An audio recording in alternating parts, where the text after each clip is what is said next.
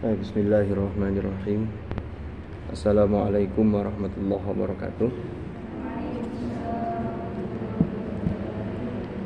Alhamdulillahirabbil alamin wa bihi nasta'in ala umuri dunya waddin.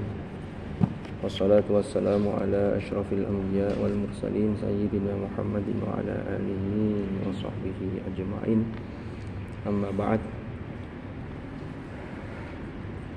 Mudah-mudahan majelis ilmu ini ditakdirkan Allah dengan majelis ilmu yang nafi'an, mubarakan fid dunya wal akhirah, dan mudah-mudahan kita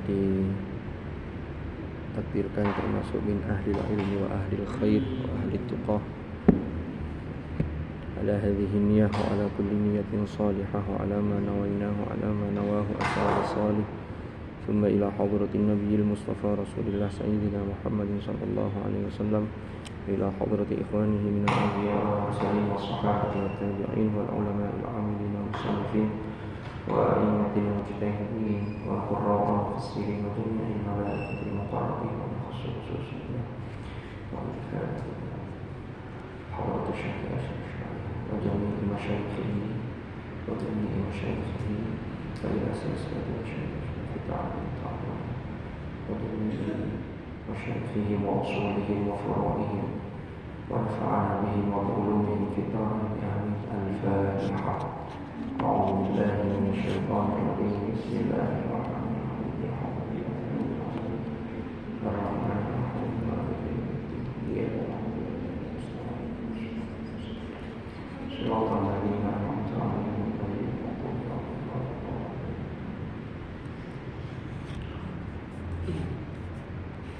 Bismillahirrahmanirrahim. Qala al-mu'allif rahimahullahu ta'ala wa nafa'ana bihi wa bi'ulumihi fid dharain amin. Wa an Ibnu Sirin radhiyallahu anhu. Sampai situ ya. Dan dari Ibnu Sirin radhiyallahu anhu qala beliau dawuh kanu yata'allamuna al-hadiya kama yata'allamuna al-ilma.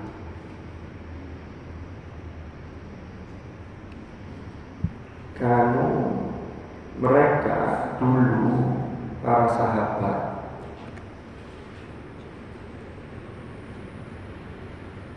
iku yata'allamuna padha belajar saka mereka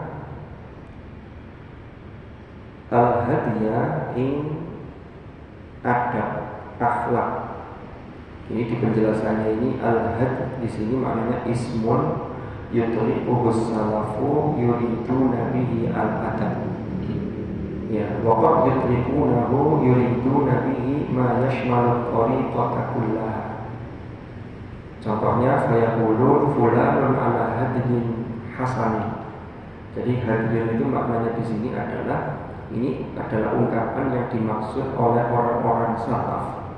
Itu yang dimaksud adalah al-adab, atau segala sesuatu yang mengarah kepada menghasilkan adab. Orang menuntut ilmu itu kan endingnya nanti adab, akhlak. Kan kemarin sudah kita jelaskan itu. Kanu yata'allamuna al-hadiya kama yata'allamuna al-ilma. Kama yata'allamuna, kama seperti sesuatu yata'allamuna kang podo belajar, podo ta'allum sapa mereka al-ilma ing ilmu. Jadi mereka itu menuntut ilmu itu semangat sekali, ya. Tetapi juga disupport dengan segala sesuatu yang bisa mendukung terhadap hal tersebut. Makanya di sini ada yata'allamuna hadiyah, atau mungkin ada yang baca yata'allamuna huda. Kalau huda itu berarti petunjuk. Jadi gini, kan kemarin kita sudah membahas bahwa di dalam landasan keilmuan orang mukmin yang sungguh-sungguh, yang baik, itu harus dipadukan aspek secara zahir juga aspek batin yang mensupport untuk itu. Allah berfirman di dalam surah Al-Alaq di 5 ayat rangkaian wahyu yang pertama itu kan dimulai dari Iqra bismi rabbikal ladzi khalaq khalaqal insana min 'alaq Iqra wa rabbukal akram alladzi 'allama bil qalam 'allamal insana ma lam ya'lam. 5. Dulu saya pernah mendapatkan pertanyaan, kan Islam itu sama dengan risalah-risalah agama yang dulu dalam hal ketauhidan. Prinsip tauhidnya sama, semuanya mengesahkan Allah. Terus pertanyaannya begini, kenapa kok wahyu pertama itu tidak langsung ketauhidan, tapi malah Iqra? Lalu saya berikan jawaban waktu itu. Di dalam Iqra yang dilanjutkan dengan Bismi Rabbika itu sesungguhnya mengandung ketauhidan. Cuman tidak secara eksplisit, tapi secara implisit. Tapi perintahnya di situ, Iqra itu, yang makna asalnya Iqra itu, qara itu maknanya dhamma yadhum, mengumpulkan. Itu makna asalnya Iqra. Lah, kenapa kok Bismi Rabbika? Kalau kita lihat aspek sejarah, orang-orang musyrikin Mekah ketika itu sudah mengenal dan sudah tahu ada Tuhan yang bernama Allah. Makanya banyak itu ayat kan, wala in saltahum man khalaqas samawati wal arda la yaqulunna Allah. Mereka pasti menjawab kalau ditanya siapa yang menciptakan langit bumi, mereka jawab Allah. Tapi, ini tapinya. Kan Allah itu sudah dikenalkan oleh nabi-nabi sebelumnya. Kalau di Mekah ini sudah ditanamkan ajaran itu oleh Nabiullah Ibrahim, lalu dilanjutkan oleh Nabiullah Ismail alaihi salam. Dengan pusat penyembahannya ada di Ka'bah. Ya. Nah, ini kan setelah ada masa cukup lama yang disebut masa fatrah. Jadi setelah Nabi Ismail ini tetap ajarannya ada yang tetap memegang itu. Makanya di musyrikin Mekah, di kalangan kabilah-kabilah di sana, khususnya di Quraisy, itu masih ada juga orang-orang yang kalau di sejarah itu disebut mengikuti agama Hanifiyah. Hanifiyah itu yang dibawa Nabi Ibrahim, Hanifan Muslimah. Ya sebenarnya Nabi Ibrahim juga Muslim, cuma Islam sebagai label nama agama yang diresmikan, inna dina indallahi Islam, itu setelah agama-agama para rasul terdahulu itu semuanya juga Muslim. Dalilnya mana? Di surah Al-Hajj. Saya baca itu. Huwa sammakumul muslimina min qabl wa fi hadza liyakuna ar-rasul syahidan 'alaikum wa takunu syuhada'a 'alan nas, dan seterusnya itu. Ya, huwa sammakumul. Nah, selanjutnya, maka kemudian ketika mereka sudah mengenal Allah, tapi kan kemudian ini tidak ada yang ngawal, barulah kemudian masih ada orang-orang yang mengikuti ahlul kitab itu yang mereka masih konsisten. Kalau yang masih konsisten itu ya ajarannya sama, ketauhidan, tidak pernah ikut-ikutan menuhankan Isa sebagai Tuhan, tapi Isa itu sebagai utusan. Karena Isa sendiri sudah menceritakan, ya kan, di surah As-Saff itu kan, nanti ada nabi setelahku min ba'di ismuhu Ahmad.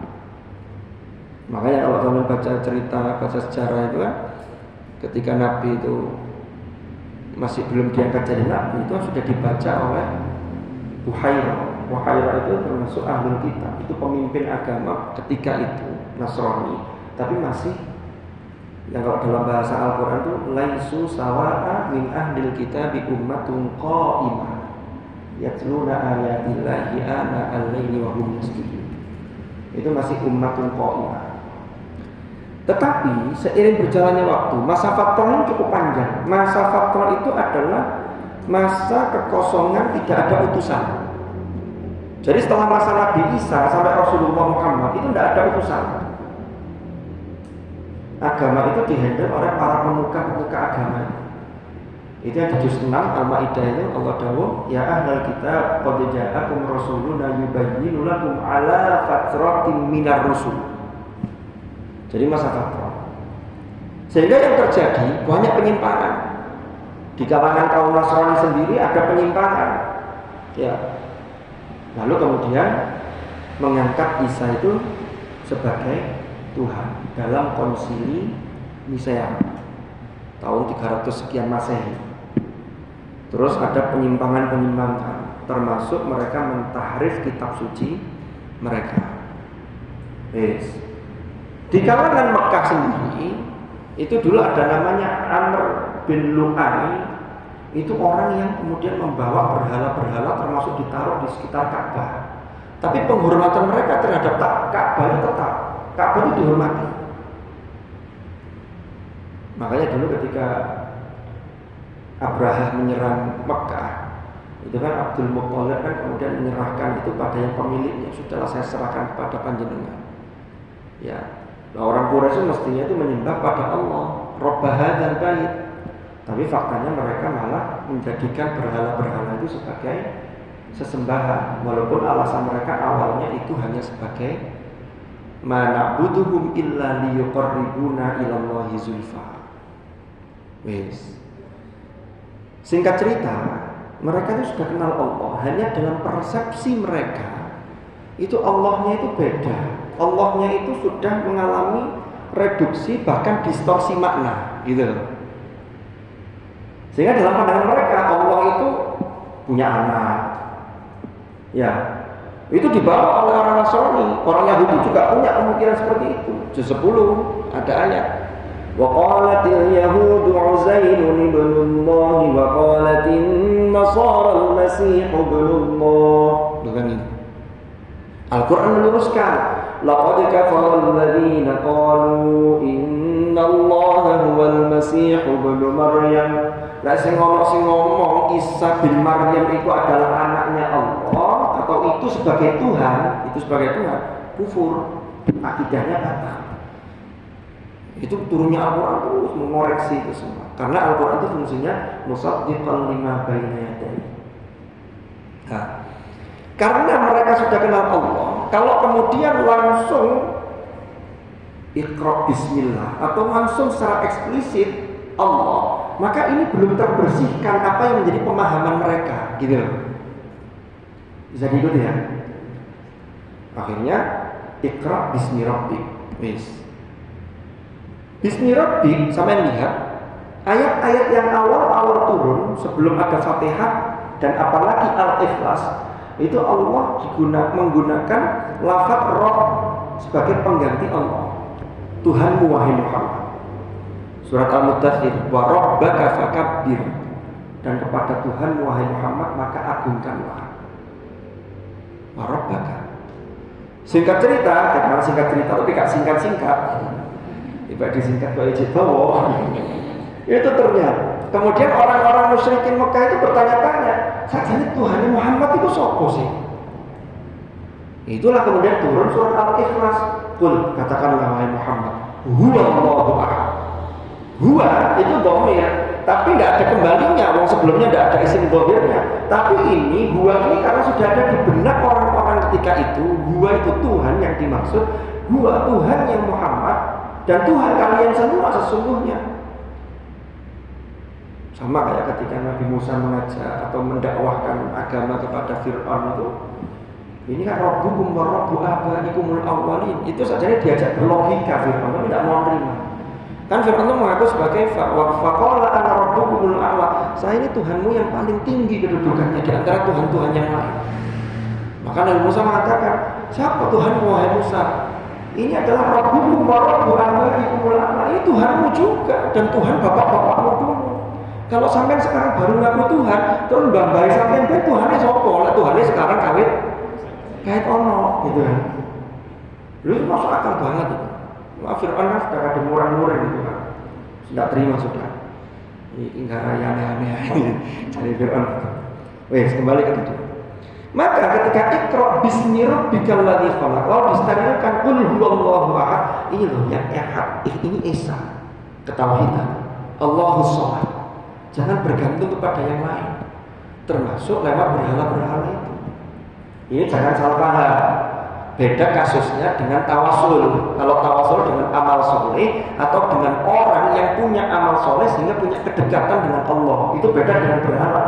Kalau berhala jelas nggak bisa, karena dia tidak melakukan amal apapun. Kalaupun dulu ada berhala bisa ngomong, itu karena ada support dari setan dari golongan jin. Namanya Hubal, itu bisa ngomong. Memang ada mistis-mistis sejak dulu itu, kalangan jin itu bisa. Dulu zaman Nabi Musa kan sampai ada sapi yang dibuat oleh Musa Samiri itu sapinya bisa ngomong gitu. Sehingga orang-orang banyak yang percaya. Sampai sekarang kalau mistis-mistis yang ilmu hitam yang bertentangan dengan syariat itu, ya masih ada. Masih ada. Kita lanjutkan. Nah, Iqra ini membuka cakrawala berpikir umat Islam karena landasan Iqra. Sehingga Iqra itu bacalah yang tidak disebutkan objeknya, ini membuka keilmuan. Kan objeknya tidak disebut itu, padahal qiraah itu mutaaddi. Berarti ini umum. Hanya pesannya wacoan opo wae syaratnya bismi rabbi. Berarti apa? Harus dalam koridor ketuhanan, ketauhidan, koridor syariat, koridor diridhoi oleh Allah. Jangan membaca sesuatu yang mengantarkan pada kedurhakaan. Begitu. Terus diingatkan, nek wong wis Iqra itu biasanya wawasannya luas. Kalau wawasannya luas, itu tidak gampang nyalahkan. Makanya lanjutannya Iqra bismi rabbikal ladzi khalaq, yaitu Tuhanmu yang mencipta. Ya, kita itu sehebat apapun membuat penemuan, bisa menciptakan sesuatu, punya hak paten sekian banyak, ya. Itu kan berkreasi, membuat sesuatu, tapi tetap kreator yang paling utama itu adalah Allah. Maka diingatkan asal kejadian, khalaqal insana min 'alaq. Ojo sombong. Sampai itu kok opo? Min 'alaq. Alaq itu apa? Kalau di terjemahan dari segumpal darah. Kalau di tafsir dijelaskan alaq itu dari makna aliko, sesuatu yang menempel. Ya, maka sesuatu yang menempel itu berarti butuh tempelan, butuh sandaran. Makanya dalam rahim itu dia menempel dengan kuat. Karena kalau tidak kuat dia rontok, akhirnya keguguran. Kan gitu. Ini pesannya, manusia itu makhluk sosial. Sandaran kita yang paling utama adalah Allah. Tapi kita tidak mungkin tidak butuh orang lain. Maka namanya wa khuliqal insanu dha'ifa. Disitulah kemudian Ibnu Khaldun membuat satu teori sosial bahwa manusia itu adalah yang kemudian dikenal kemudian hari dengan sebutan apa? Zul politikon. Yaitu orang itu nggak bisa hidup sendiri, butuh orang lain, makhluk sosial. Maka dia akan mengelompok berdasarkan kecenderungannya. Sama yang kalau punya kecenderungan yang sama dengan teman, itu kan klik, nyambung, ngobrolnya enak. Biasanya lebih akrab. Oh, kan nyambung sama beda jauh, hobi beda, ini beda. Makanya prodinya sama, nggak tugas sama. Kalau prodinya beda, nggak tugas bareng, ya. Walaupun bareng juga apa-apa gitu. Nah ini, kemudian lanjutkan. Khalaqal insana min 'alaq. Iqra wa rabbukal akram. Nah lanjutannya ini. Iqra wa rabbukal akram. Alladzi 'allama bil qalam. Di situ Allah mensifati dirinya dengan dua hal. Khalaqa dengan 'allama. Maka orang yang harus kita muliakan pertama adalah yang punya peran khalaqa dengan peran 'allama. Siapa? Pertama orang tua. Allah menciptakan manusia, tapi melalui sunnatullah. Kecuali yang qudratullah, inayatullah, itu ada beberapa. Penciptaan Adam, penciptaan Hawa, penciptaan Isa. Ya itu. Yang lain kan sunnatullah semua. Kalau hari ini ada orang melahirkan, ibu-ibu melahirkan, kemudian mengatakan bapaknya siapa? Enggak, ini Nabi Isa generasi kedua. Enggak mungkin. Sudah selesai. Kan gitu. Ini mesti orang bapaknya, cuma membuka tanggung jawab. Alhamdulillah. Hati-hati, ambil bapak singkat tanggung. Makanya jangan mau ditipu-tipu dengan kata-kata manis. Supaya yo. Masa cuma gini-gini aja.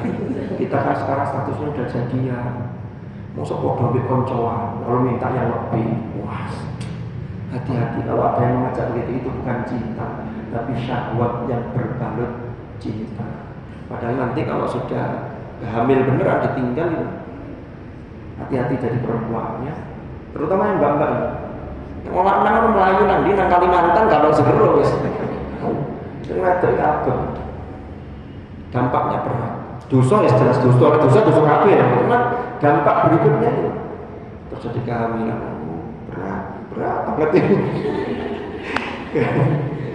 Yesus. Ini nggak ada bapaknya. Kalau saya bertanggung jawab atas diri saya sendiri. Kita lanjutkan. Lanjut. Allah ya allama bil qalam. Terus yang allama siapa? Peran allama, guru. Atau allama yang pertama siapa? Orang tua. Tidak mungkin anak tidak diajari sama sekali sama orang tua, tidak mungkin.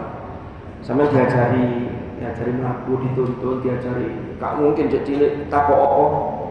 Sinau dhewe. Tanya, "Iki apa?" Sinau dhewe. Gak usah takok.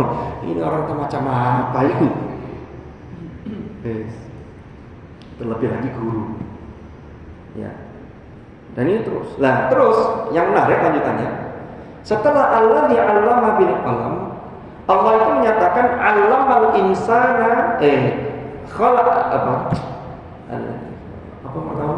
Allah bil qalam. Nah, Allah bil qalam inilah yang yata'allamuna ilma dengan cara-cara yang zahir. Sampai datang begini, ini Allah bil qalam. Ya, ilmu diikat dengan pena atau ketik. Nanti kalau kena virus ketikanya hilang kabeh. Ya kena pena juga sama. Ini kemudian kalau kena banjir, naudzubillah ya hilang.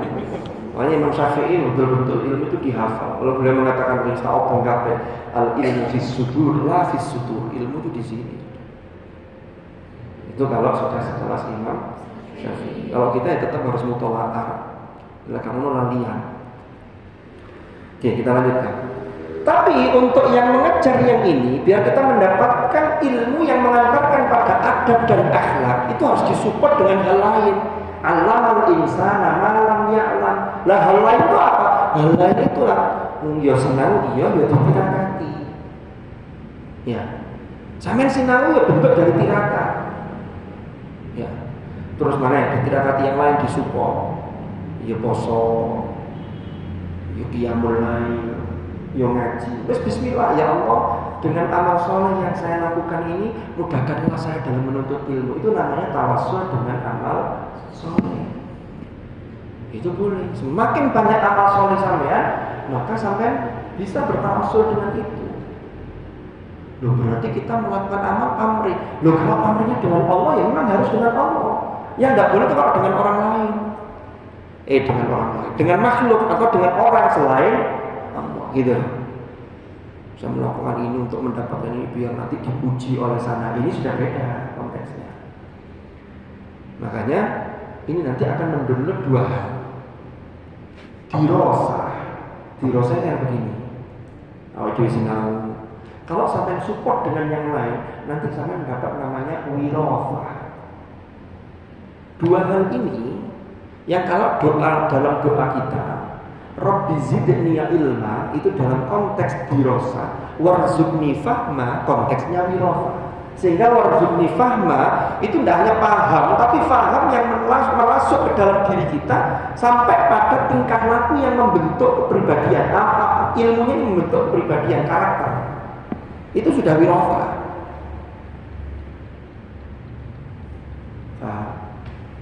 Karena banyak orang yang hanya dirosahnya oke, gelarnya doktor. Orang hormat, setiap ketemu hormat, gerak. Ternyata di sini ada bendera yang berkibar. Setiap ketemu orang takzim, orang hormat, ternyata di balik itu naudzubillah. Perilakunya tidak diketahui orang. Ini justru melanggar syariat. Nah, ini berarti wirofahnya tidak masuk. Karena tidak membentuk menjadi sebuah karakter. Karena kalau sudah wirofahnya masuk, Ada orang, tidak ada orang, tetap dia bisa menjaga dirinya.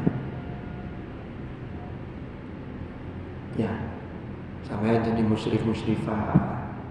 Ya, ono maha santri, kalau maha santri, ya tetap mau menjaga. Oh, kapopo hipriya, gak mungkin ada ngerti, akhirnya melanggar. Nonton bioskop, cewek cowok sampai ngambil yang tengah malam midnight. Begitu waktu barengan maha santri bisa, biasanya sekali dua kali tidak ketahuan. Tapi jangan terus-terus nulis ke teman dan dibuka oleh Allah mungkin. Kadang-kadang kita itu mulia di hadapan manusia itu karena aib kita masih ditutupi oleh Allah. Tapi tidak sampai jar-jar nuai, terus-terus nuai, diget nuai. Sudah kalau sebabnya terbongkar, tidak ada yang bisa menahan. Bukan manusia yang membongkar, sangat mudah bagi Allah untuk membongkar. Betapa banyak di medsos itu.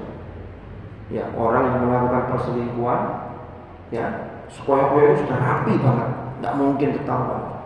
Ada yang sampai punya akunnya Gojek, jadi Gojek itu untuk sarana selingkuh. Padahal dia bukan Gojek, bukan. Tapi itu akunnya itu untuk ngirim pesan, untuk janjian. Kalau di WA kan bisa dibaca itu. Ya kok nanya, ya mbok caranya apa? Kadang cara-cara itu di luar nurul. Karena bukan nurul pelakunya. Nabi bilang enggak biar kalau ada kesamaan saya mau maaf. Loh, ini ada nurulnya namanya. Oh iya, kita terus begini. Ini kayaknya murabiah kita dan enggak bukan, makanya bukan nurul.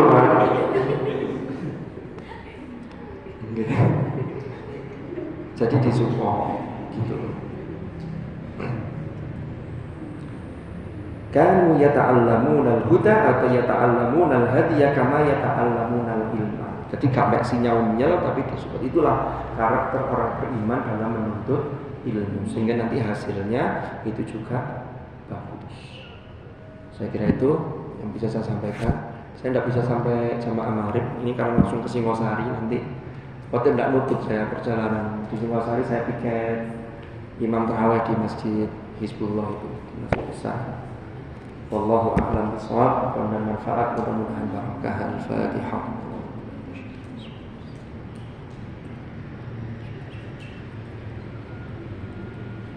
Bismillahirrahmanirrahim. Alhamdulillahirabbil alamin. Allahumma anfa'na ma 'allamtana wa bima 'allamtana wa 'allimna ma yanfa'una warzuqna ilman nafi'a. Allahumma ij'al ijtima'ana hadha ijtima'an marhuma wa tafarruqana min ba'dihi tafarruqan ma'suma wa la taj'al ma'ana wa fina shaqiyyan wa la mahruma bi rahmatika ya arhamar rahimin. Sallallahu ala sayyidina Muhammad walhamdulillahirabbil alamin. Al-Fatihah. Subhanakallahumma wa bihamdika asyhadu an la ilaha illa anta astaghfiruka wa atubu ilaik. Sallallahu ala sayyidina Muhammad walhamdulillahirabbil alamin.